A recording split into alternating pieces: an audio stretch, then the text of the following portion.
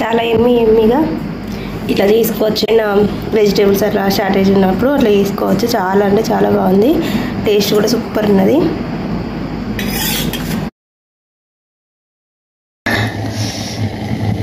తోటకూర రైస్ చేయడానికి అన్నం అవుతుంది.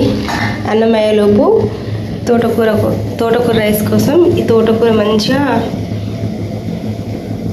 వాష్ చేసుకున్నా. అంటే నేను కొద్దిగా ఒక్కరి బంధమే చేస్తాను కాబట్టి నాకు కావాల్సినంత తోటకూర తీసుకున్నా. చాలా బాగుంటుంది. ఎప్పటికి పోపు అన్నం అట్లా కాకుండా అప్పుడప్పుడు ఇట్లా పాలకూర తోటకూర రైస్ చేసుకుంటే చాలా బాగుంటుంది. 2-3 సార్లు కడిగి పెట్టుకున్నా. ఎందుకంటే తోటకూరలో కొంచెం మట్టిలాగా వస్తుంది కదా, దానికోసం. అండ్ ఎప్పుడైనా సరే తోటకూర ఆకుకూరలు 2-3 సార్లు కడిగితే మంచిగా ఉంటుంది. అండ్ పోపు కోసం 2 ఉల్లిపాయలు, కరివేపాకు, పచ్చిమిర్చి అండ్ పోపు దినుసులు ఇంతే. వీటితోటి తోటకూర పోపు అన్నం చేస్తున్నాం. అట్లా రైస్ అవుతుంది. ఈలోపు ఇవి పోపు వేసుకుంటాం. వేడెల్లిపోయిన గిన్నె తీసుకొని గిన్నె వేడెక్కినాక ఆయిల్ పోసిన తర్వాత శనగపప్పు, మినప్పప్పు, జీలకర్ర, ఆవాలు, పోపు దినుసులు ఇవన్నీ వేసుకొని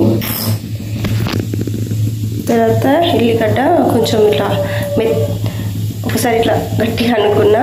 ఇట్లా అయితే ఫ్లేవర్ బాగా రైస్కి పడుతుందని నేను ఇట్లా ఎల్లిపాయ పెట్టి ఇట్లా తుంచినాం. ఆ ఫ్లేవర్ మంచిగా వస్తుంది. ఈ తోటకూర రైస్ మీరు ఎప్పుడైనా ట్రై చేసినా లేదా అనేది నా కామెంట్లో చెప్పండి. అయింది.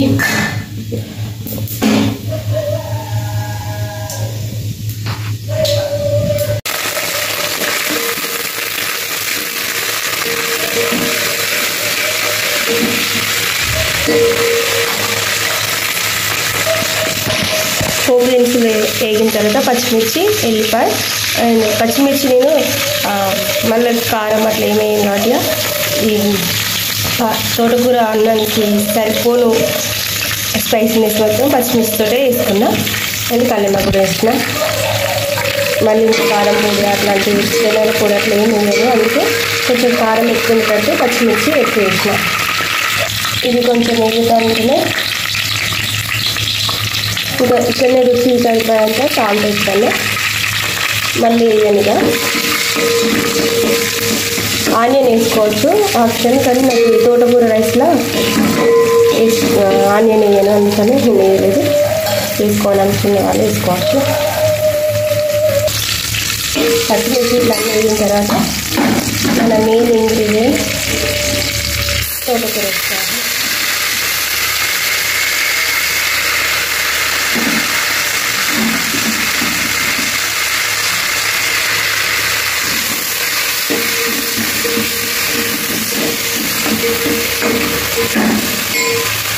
మనం తీసుకునే రైస్ని బట్టి తోటకూర, పచ్చిమిర్చి అండ్ పోపు దినుసులు అన్నీ కొద్దిగా పెంచాలి.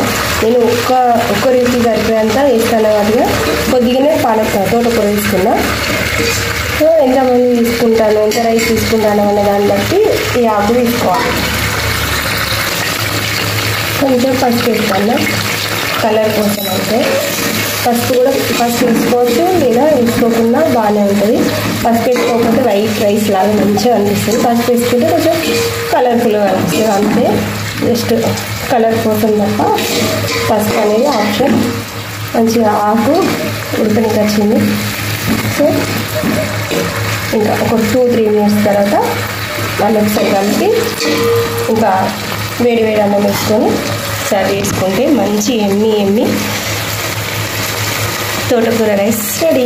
లంచ్ బాక్స్లోకి మంచిగా ప్రిపేర్ చేసుకోవచ్చు ఈజీగా.